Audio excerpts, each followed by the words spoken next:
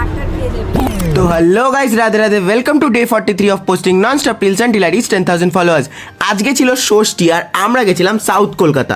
তো আপাতত আমরা হাকাতে খেতে এসেছিলাম। এটা হচ্ছে আমাদের অবস্থা, এখন বাজে 5টা, এখনো খাবার আমাদের আসেনি। তো এই যে আমরা খাচ্ছি, আমরা এখন আমরা জল খাই। জল জল মানে জীবন, জীবন মানে বাংলা। একদম আমরা হলাম ও হচ্ছে ওকে দিয়ে দিয়েছে, ও ওয়েটারের খুব এই যে ওয়েটার ওকে খুব এইটা ভালোবাসে। হচ্ছে 1 নম্বরের ঠিক আছে। এর জন্যে আজকে সবার মাথা গরম হয়েছে, এর জন্যে আজকে রেস্টুরেন্টে ভিড় জমেছে, এর জন্যে খাওয়া আমাদের তারপর ফাইনালি খাবার আসতে শুরু হলো, এক এক করে একটা একটা করে ডিশ আসছিল আর সবাই খেতে শুরু করলো। খুব ভুকা ছিল সবাই। তারপরে বিল দিয়ে আমরা এখান থেকে বেরোলাম আর লেক মলের ফুড কোর্টে যা ভিড় ছিল ভগবান। গাইস, এবার আমরা নিজেদের পেট পুজো করে দেশপ্রিয় পার্ক দেখতে যাচ্ছি। বেরিয়ে গিয়ে এত গরম লাগছিল যে লেজিট হাওয়া করছিল ও আমাকে। দেন অনেক ভিড় পেরিয়ে ঢুকলাম দেশপ্রিয় পার্কে। কি সব 100 ফিটের ড্রাগন না কি জালি একটা বানিয়েছিল। এদের ভেতরটা তো খুব সুন্দর ছিল, বাট মারাত্মক ভিড়। তারপর এই প্রচন্ড ভিড়ে আমরা চললাম ত্রিধারা দেখবো বলে।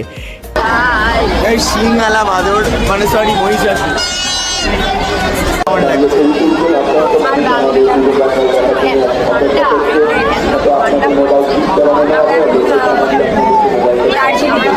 দেড় ঘন্টা লাইনে দাঁড়িয়ে আমরা ঘেমে স্নান করে অনেকটা এগোতে পেরেছিলাম।